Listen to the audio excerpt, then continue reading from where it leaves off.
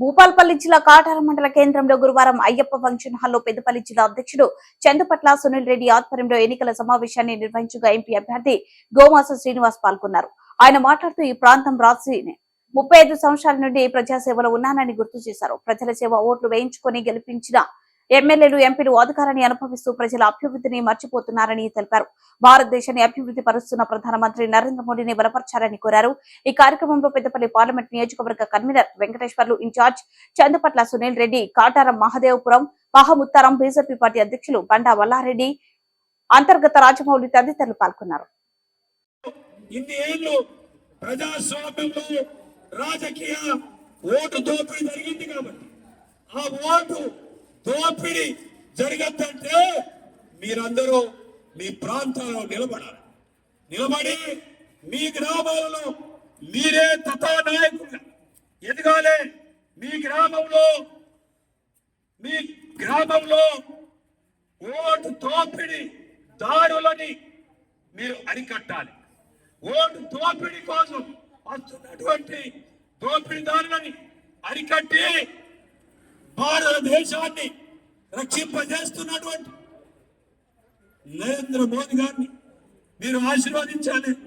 కమలం పువ్వు గుర్తుకు ఓటు, అప్పుడే ఈ ప్రాంతం సస్యశ్యామలం కాగలుగుతుంది. కాబట్టి నేను అడుగుతున్నా, రేపు ఎన్నికల తర్వాత ఇవాళ తెలంగాణలో 17 సీట్లలో దాదాపుగా మాకు 17 సీట్లు గెలుస్తామని మేము కొట్లాడుతున్నాం. 100% మాకు డబుల్ డిజిట్ సంఖ్య రాబోతున్నది.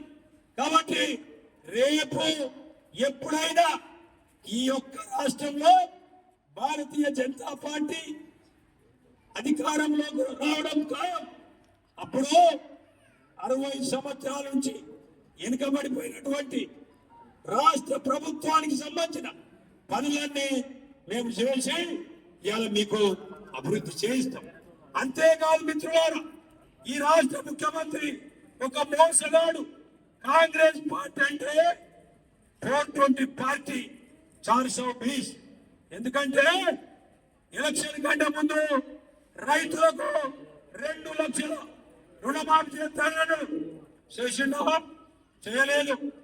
ఇంకేమన్నాడు, ఆడబిడ్డలకు నెలకు 2500 రూపాయలు మీ ఖాతాలో వేస్తున్నాడు.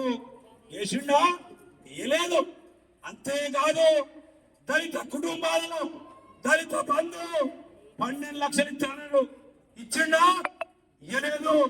అంతేకాదు ఇంకేమన్నాడు, వ్యవసాయదారులకు ప్రతి క్వింటల్ మీద 500 రూపాయలు బోనస్ ఇస్తానన్నాడు.